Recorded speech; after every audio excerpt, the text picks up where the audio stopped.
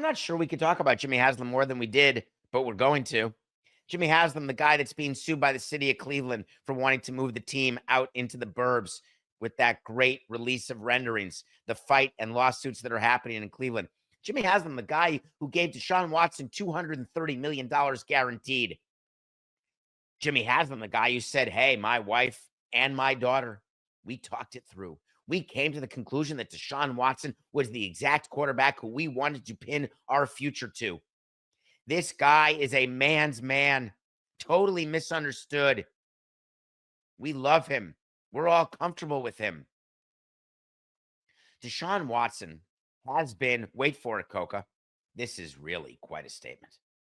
I'm going to have to think about this more because I thought about this before the show, and now I'm worried to say it. Of course I'm going to say it. You know I'm going to say it. I believe the Deshaun Watson contract is the worst contract in the history of sports. There, I said it. In the history of sports. To giving Watson $230 million. In the middle of all of the lawsuits, all of the allegations, all of the ways in which just he is a bad person. And you give him the biggest guarantee ever.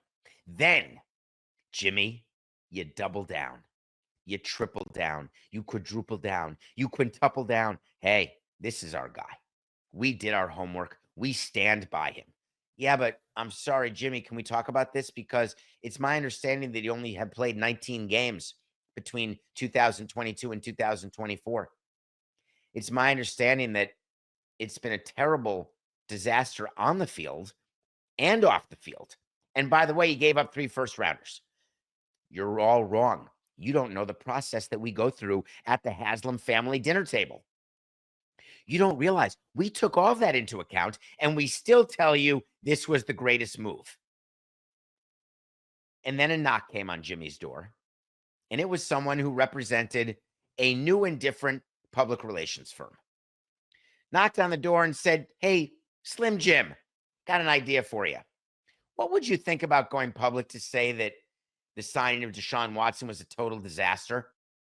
And that the fact is that you're in the middle of a lawsuit in Cleveland. You're trying to get public money. Doesn't it make sense that you may want to change your mind and say, you know what? My bad. Wouldn't you want to think about doing an Adam Silver about the All-Star Game tournament and just say, wow, that's a big miss by me? Wouldn't you want to be one of the people who tests positive for steroids and says, yeah, I took them. I was trying to get better to get back sooner, instead of being the guy who lies? So Jimmy Haslam decides yesterday to listen to his PR people and stop doubling down. He said, we took a big swing and miss with Deshaun. We thought we had the quarterback. We didn't. And we gave up a lot of draft picks to get him. So we've got to dig ourselves out of that hole. And here comes the best part. It was an entire organization decision. And it ends with D and I. By the way, when people do that, they're trying to be sort of smart grammatically, but let me go ahead and teach you how that works.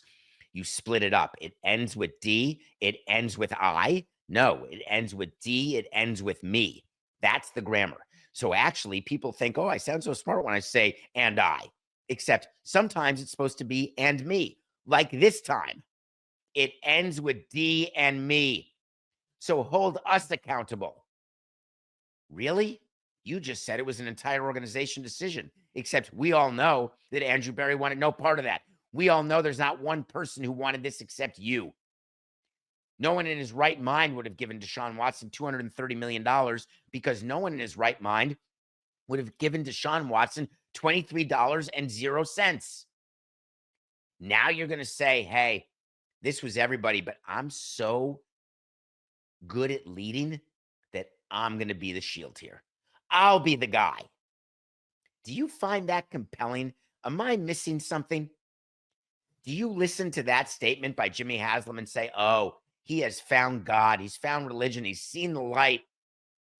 I look at this and say, he wants more money. I look at this and say, it's obvious what Haslam's doing. He's got advisors now and lawyers who are saying, dude, you don't have a chance to get what you want if you don't change your position. And so he decided today was the day. I wonder why today. And I wonder how it goes during the strategy session with the new PR firm. And I wonder when they say, Jimmy, here's how you're going to do it. Not only are you going to do a mea culpa, but we're going to involve your wife also. Isn't that brilliant? Now, don't bring her in on the call. Let's not even tell her. Let's surprise her with giving her half the blame, because what that'll mean to all of our smart fans and people in the media is that she gets half the credit when things go good. 4869. When things go well. And then Jimmy says, well, wait a minute. When things go well, I'll thank D, but I'm the principal owner. I'm the guy. I want the credit when things are good. When things are bad, let's talk about my wife, but don't mention my daughter. We only mentioned her in the beginning to excuse the signing, but now hands off. Now it's just about D and me.